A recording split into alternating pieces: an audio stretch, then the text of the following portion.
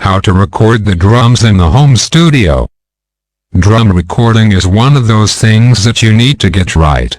There's much less room for experimentation in drum sounds.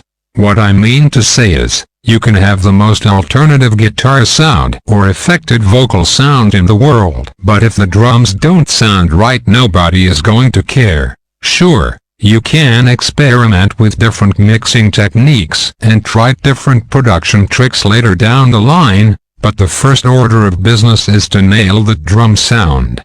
If your kit drum sounds like a cardboard box beaten with a marshmallow, then no amount of mixing is going to fix it. Get it right at the source or don't do it at all. Correct placement and microphone selection is important to the sound of your recorded drums, but so is the room you are recording in. Let's get busy with some drum recording tricks. Room. Clap your hands. Say yes. No matter the indie music, not a big fan. Clap your hands. Do it. Right now. If you were in a typical office or living room, the opportunities won't last long. The echo will fade away within a second because the size of your room does not allow much echo or reflections to build up. Now, imagine you were in a gymnasium and clapped your hands. The magnitude of the echo and its frequency are determined by the size of the room you are in. So clapping your hands in a large gymnasium will lead to more reflections, greater resonance and a longer fade time for the sound of clapping your hands to calm down. So, if we were to record drums, we needed to take the room into account. Since those reflections from the pounding of a hand are nothing but a peanut compared to the amount of echo and reflection an entire drum set would make inside a gymnasium. Your ears heard them, and your mics sure will, too. If you have a portable recorder, which today means a laptop, an interface, some microphones and access to some different rooms, you can create a completely different sense of drum sound depending on what you choose. Many engineers choose a dead or very quiet room to track the drums, as this will allow them to add. How to record the drums in the studio. The kind of frequency they want later during the mixing process.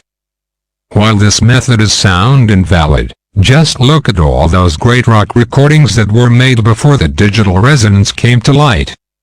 Recording studios used to have live rooms with amazing drumming sounds in them, and that became an inherent part of the sound of the drum. If you want to go the safe way, try to find a nice, preferably voice-treated room that isn't as lively as possible. But if you do want to experiment, finding a great or interesting room can yield some great results. Make sure you replace each cylinder head and adjust it so each cylinder looks great in itself and as part of the kit. If you or a drummer don't know how to tune the drum properly, I really don't know how, and most drummers are really bad at it, so get someone who can. Great drum kit and great sound room and you win half the battle. Next, we have to look at the types of microphones we want to use. Choose the microphone. Some considerations when choosing the right microphone for drum recording. How many? How many microphones will you use? Are you trying to lift the kit with only one microphone? Then a large sounding capacitor should be your best bet. It is a wide frequency response and will capture the group with greater accuracy, especially compared to a dynamic microphone. Condenser mics. Small or large diaphragm condenser mics are usually the preferred default mics used as overhead devices. The overhead microphones are placed over the drum assembly to capture the general sound of the drum assembly at close range. The capacitor has the ability to capture all the nuances of the drum assembly, from the low end of the kick cylinder to the dash of cymbals. Dynamic microphones. Dynamic microphones can take up more volume, but they lack frequency response and capacitor resolution. They can take pounding and kick drum size and have no problem with the incredibly high hits of the trap. If you decide to mic close each drum, you usually choose a good sound dynamic in each drum. kick, decoy and all of tom. Ribbon mixtapes may be a good option if you can afford them, especially if you use a few mics. The strips have a smoother sound, but they are more sensitive than a medium capacitor, and are crisper than strong dynamic. Remember, every microphone looks different and they will all be a piece of the drum recording puzzle. Set of tools. One of the things you should be aware of is that recording drums can be more complex than recording a normal instrument with only one sound source. Take singing for example. The most common way to record vocals is to place a microphone in front of a singer's voice source, that is his mouth. But when you record drums, each drum is a sound source, and you also need to depict the overall sound of the group as a whole. This is why modern drum recording puts a microphone on each drum and then some overhead mics to capture the full range. People want to control each drum as a specific sound source and then treat the whole drum kit as one sound source as well. Then, by mixing and matching the total volume of all tracks in the mixing stage, people have more control over the types of sounds they can get from their drums. Kick drum. I don't care what anyone says. The kick drum is the most important part of drum sound.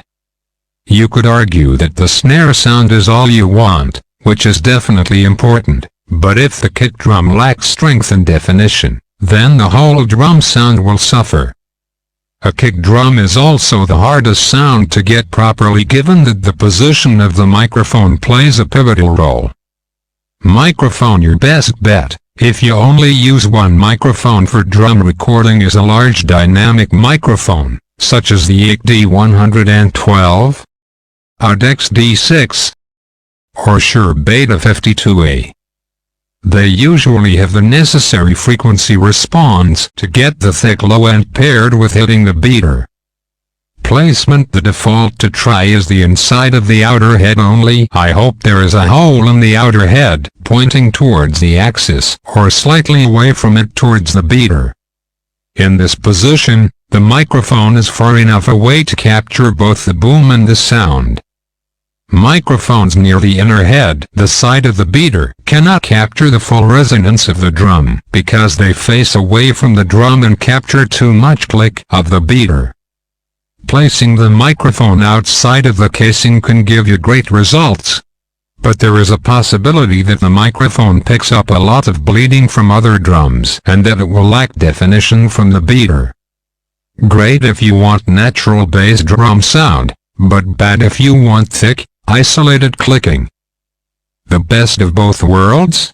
With two microphones, you can pick up both the paddle and the arm by placing the microphones in different positions. Placing one inside a group near the head of the beater and the other directly outside the jacket will create two different sounds that can be mixed together for great results.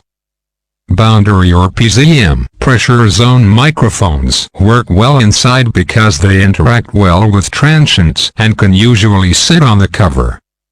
By combining PZM that reacts well to transients, initial attack upon beater and great dynamics that picks up the low end on the outside, you get the best of both worlds. Snare drum. The snare drum is the master of the backbeat, and thus must sound great in order to capture the groove. Whether you are producing a heavy rock song or light jazz, careful consideration must be put into the snare drum sound. Microphone. A trusty Shure SM57, or any other type of dynamic is a great starting point when capturing snare drum. If you're looking for a different, more vintage sound, then using a large condenser or a ribbon can give the snare a much different feel. Take into account how loud the drummer will be hitting the drum. If he's going to be whacking that drum for all he's got, then a condenser might overload too easily, leaving you with a distorted snare instead of a smooth and full sound. Placement. Consider angling the microphone 45 degrees into the middle of the drum to get the right amount of attack from the snare. For a rounder sound, you can angle the microphone into the edge of the drum. Make sure that the microphone isn't in the drummer's way, since whacking the microphone will not result in a better sound. In general, for more harmonics, angle the mic towards the edges. But if you want more resonance and/or attack, then angling the microphone more towards the middle and center will yield greater results for each respective sound. Above and below, if you want to achieve a direct sound from the top but want to accent the rattle the snares, you can place another microphone underneath the snare pointing up. If you decide to do this, make sure you flip the phase of the undermic either during the recording or at the mixing stage. Most audio programs have a phase invert switch that allow you to flip the phase of your waveform. Hi-hat. If you want to increase control of the hi-hat during the mixing phase, adding a separate microphone shouldn't hurt. Microphone: you usually want a small capacitor for recording hi-hat. Given the fast-paced, fleeting nature of the hi-hat, you want to capture all the definition and clarity of the hi-hat, even though you're recording a rock track in the garage. Placing the condenser on the rim gives you a completely different sound than placing the condenser on the center bell of a hi-hat. Also try to center it and angle it to or from the edge until you find the sound you're looking for. Above or below? Some people swear not to exaggerate the bullshit, and others don't see why anyone would do such nonsense. Personally, in live mode, I put the microphone under the hi-hat, facing up, but while recording it's the opposite. Why? I do not know. Maybe just a force of habit. Toms. The cylinder gaskets should sound well. Drums need to be clean, defined, and tuned. There is nothing worse than tom who rings for seconds after he hits. Assuming you've made all the arrangements and are sure that each drum is sound as good as possible, all you need to do is worry about the right microphone and its location. Microphone: dynamic microphones like the Audex i5, Shure SM57, or Sennheiser MD421 are a good bet for capturing Tom's full and powerful voice.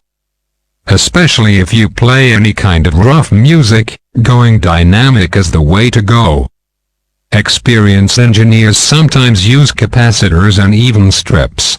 But as always, you have to be careful not to overload those more sensitive microphones.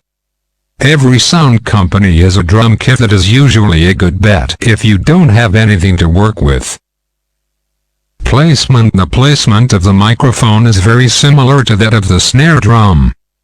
If you want more attack and sound from the blocks, you have to aim it towards the middle.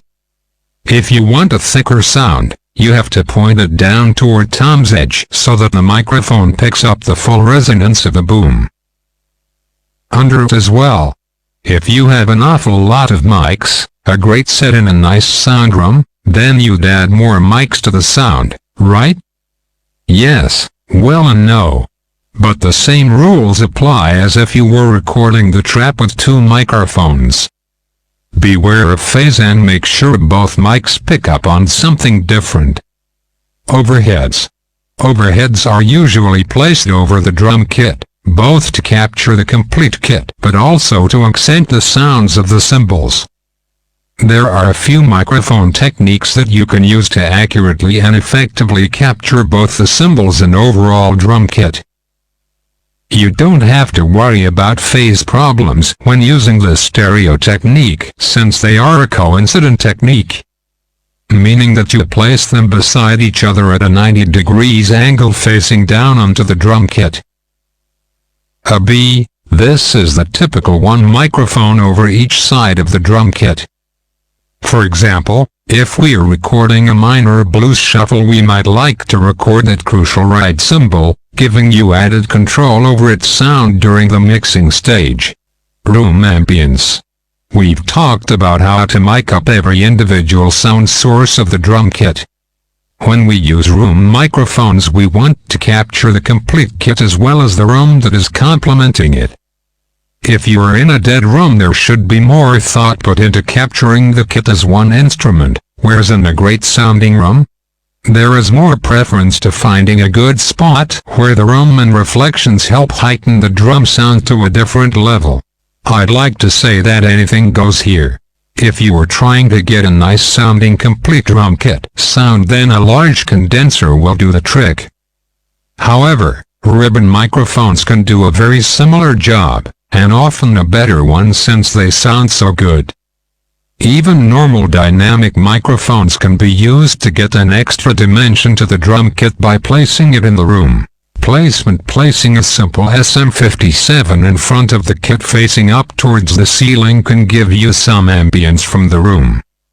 A condenser that you want to use to capture the complete drum kit without adding too much room ambience should be placed at around waist level facing towards the kit. To get the drums an extra stereo dimension, 2 condensers can be positioned in the upper corners of the room. Conclusion. The complicated puzzle of multiple types of microphones, placements and techniques is sure to make the beginner engineer nervous. But if we break it down into small pieces, looking at each drum as part of the puzzle and then combining it into one sound source, we can more easily understand what makes drum recording such a difficult, but ultimately enjoyable subject.